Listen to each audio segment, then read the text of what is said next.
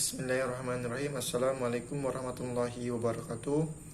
Alhamdulillahirabbil alamin wassalatu wassalamu ala asrofil anbiya'i wal mursalin sayyidina Muhammadin wa ala alihi washabbihi ajmain, amma ba'du.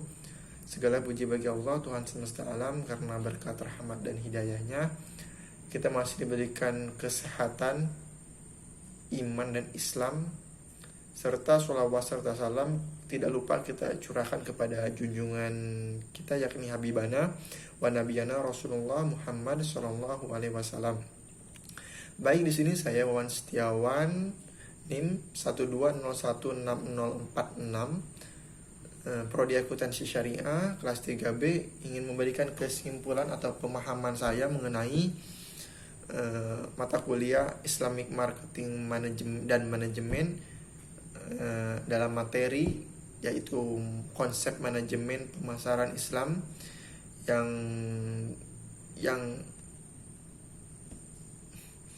dan selaku dosen pengampunya yaitu Bapak Adi Mursalin SEMM.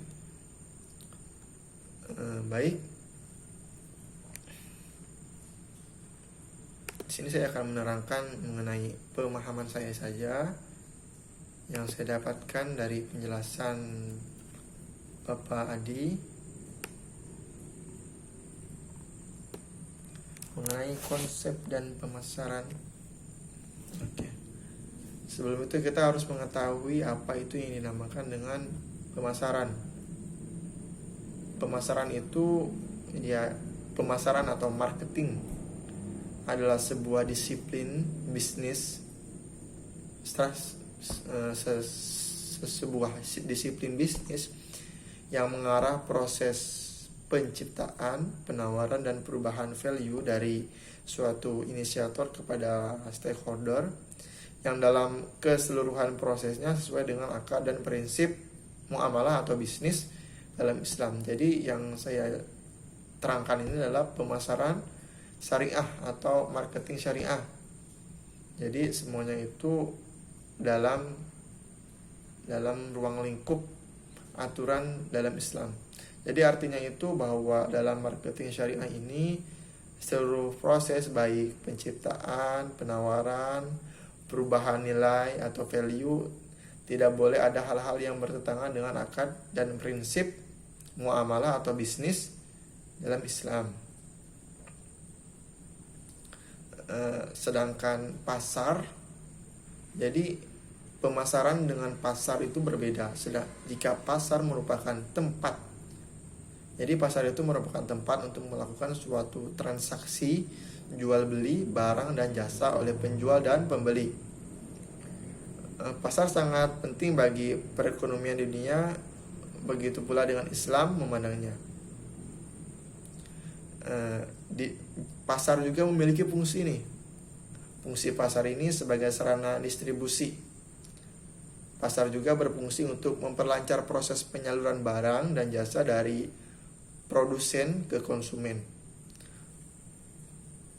Pasar juga akan menetapkan harga suatu barang atau jasa tertentu sesuai dengan permintaan dan penawaran yang terjadi di pasar yang telah disepakati oleh produsen dan konsumen. Selain fungsi dari pasar juga memiliki konsep pemasaran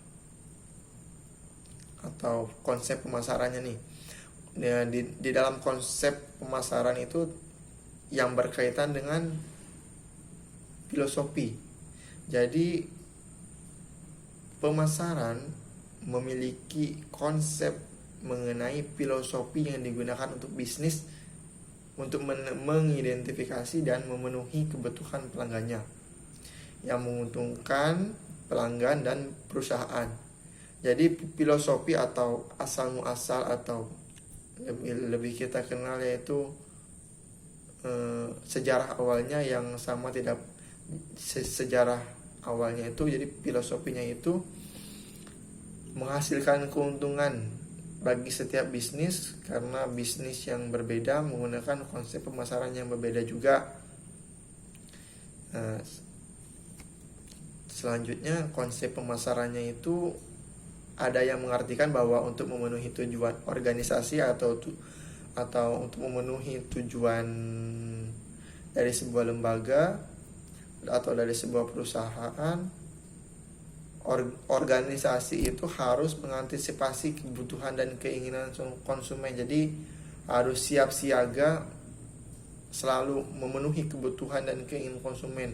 Jadi kita itu selaku perusahaan atau selaku organisasi itu harus selalu tahu apa yang diinginkan oleh konsumen. Tapi kita ini, kalau menurut saya, kita itu harus mengutamakan kebutuhan daripada keinginan. Jadi kebanyakan itu orang lebih mencari kebutuhan dulu daripada keinginan. Itu menurut saya. Jadi inti dari konsep pemasaran ini yaitu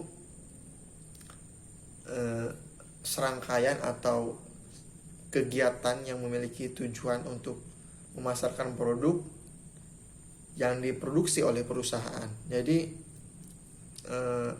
tujuan dari konsep ini yaitu gimana caranya tujuan kita untuk memasarkan produk yang kita produksi ini lancar atau dapat diterima dengan baik oleh konsumen.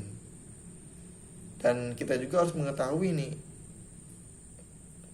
bagaimana caranya kita ini produk yang kita produksi ini dapat diterima dengan baik oleh konsumen, yaitu dia dengan caranya kita harus mengetahui apa itu maunya konsumen, apa yang konsumen butuhkan dan konsumen inginkan.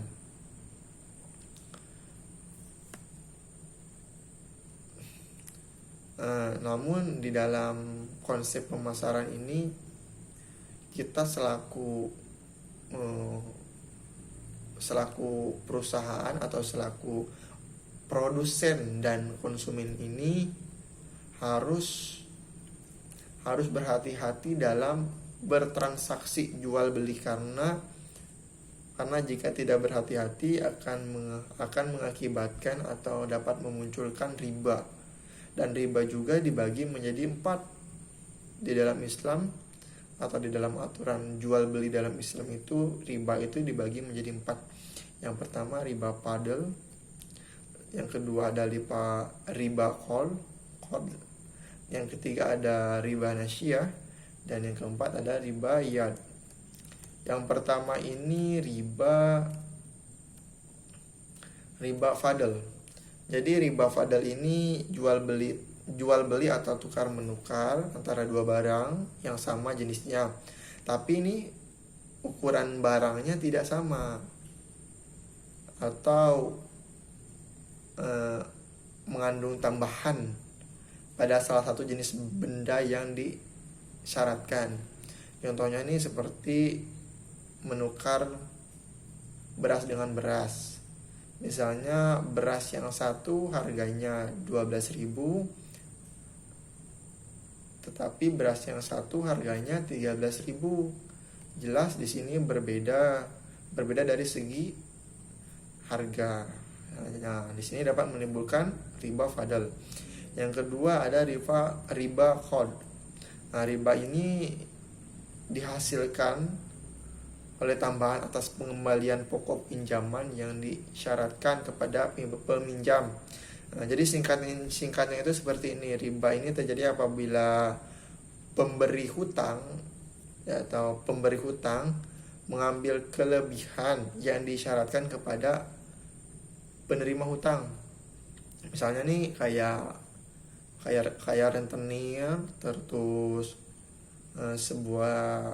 sebuah lembaga atau sebuah koperasi, pasti di situ akan menimbulkan bunga. Misalnya si penghutang ini meminjam 2 juta rupiah, dicicil selama sebulan.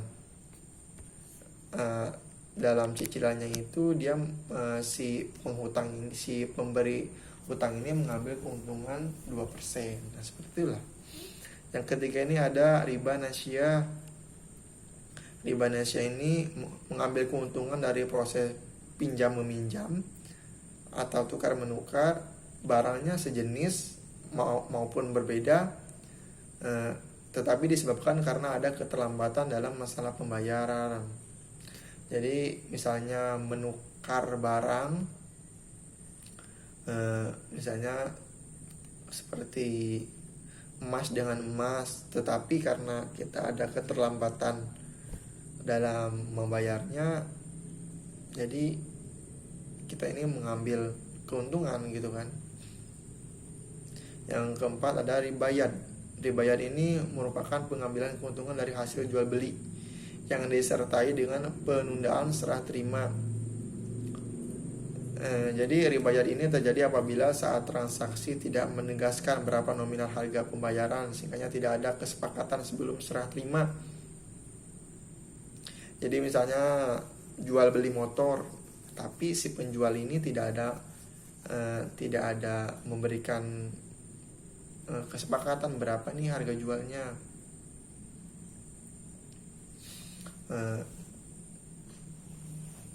Tetapi si penjual ini tidak, misalnya dengan diletakkan harga motor ini 6 juta, tapi si pembeli ini tidak langsung memberikan uangnya, tapi dicicil. Jadi jikalau dicicil itu dapat mengakibatkan pembayaran yang lebih dari segitu. Dan dari konsep pemasaran ini saya mengambil satu ayat Al-Quran dari surah An-Nisa ayat 29.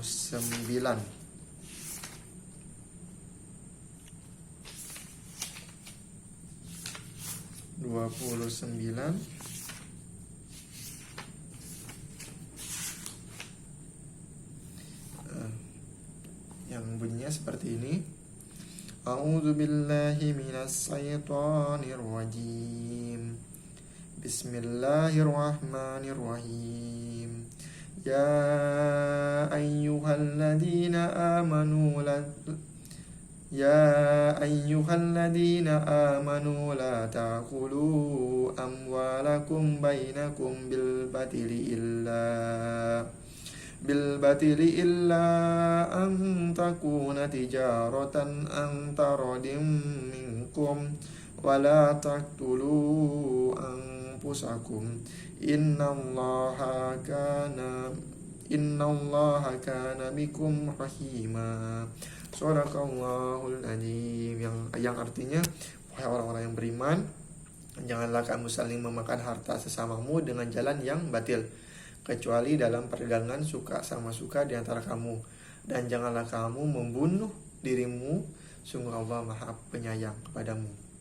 Baik, mungkin hanya itu yang dapat saya sampaikan. Mohon maaf apabila ada kesalahan. Akhir kata, wabillahi taufiq wal hidayah. Wassalamualaikum warahmatullahi wabarakatuh.